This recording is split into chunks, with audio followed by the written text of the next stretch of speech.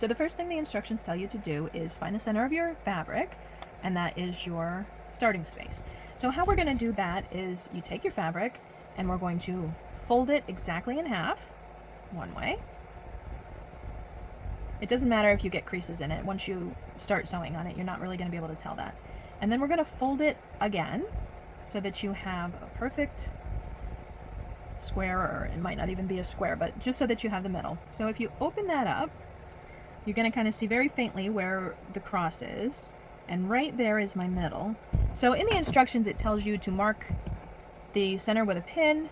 I think just taking a little pen and marking it is easier, especially if you don't have any pins. And this is going to be covered up by floss anyway, so that's my center point right there.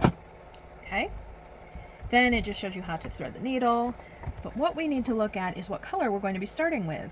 So in your instructions they show you exactly where the center of your chart is and what it is that you will be starting with. So that's very helpful. So I know that this starting point is going to be the number 2, which if I come over here to my chart, it says the number 2 is purple. So I know that this is going to be purple, and all of these number 2s here are going to be purple. And then if I look at my chart, I know that that is the ball of yarn. So that's what we're going to be starting with. So look here, it says we're going to use 3 strands of the purple. So first I'm going to cut my thread to about maybe 18 inches, something that's easy to work with. So I'm just going to cut that maybe here, because I don't want to have a huge long string that I'm working with, because that's not going to be very easy. So if you look inside your floss, if you pull it apart real gently, you'll see that there are 6 different strands in here, and we're going to be working with 3 of those at a time. So you're going to look for 3, pull it apart the rest of the way,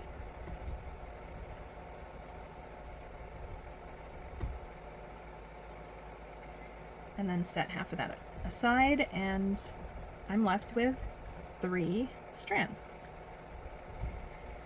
Okay, so I'm going to thread my needle. The way that I like to thread the needles is just make a loop around the needle, pull it tightly, squeeze my thumb and forefinger together, pull it off, and then just kind of scissor it back in through the hole to thread my needle. And then you can make a knot on one end so that it doesn't go through.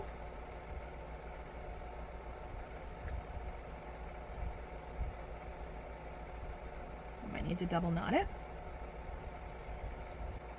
So you've got your directions here with exactly how to complete the cross stitches.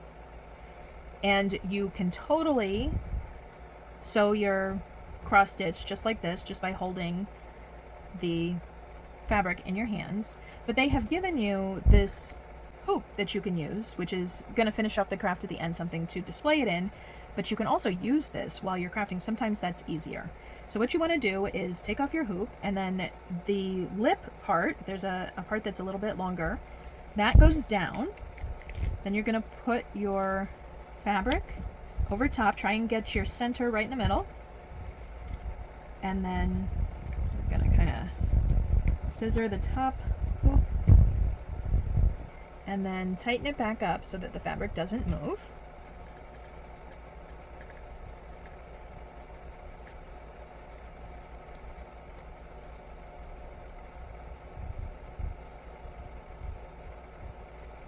Okay, and don't worry about all of this, that's going to be cut off at the end, so you don't have to worry about that.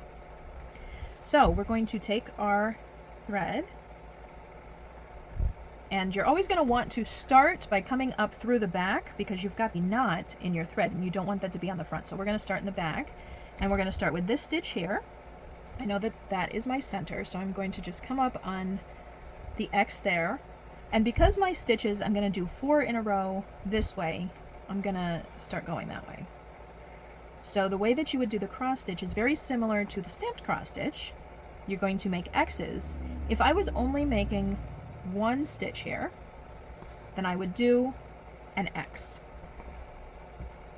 Because I have 3 more stitches to go, the best way to do this would be to make 3 stitches, 3 half stitches. So we're going to make 1 half stitch, and then come up again, make the second half stitch, and the third half stitch.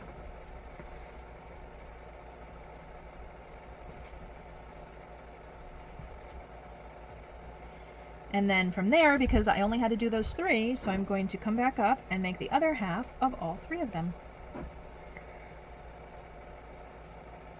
So I'm going to finish the X, so to speak.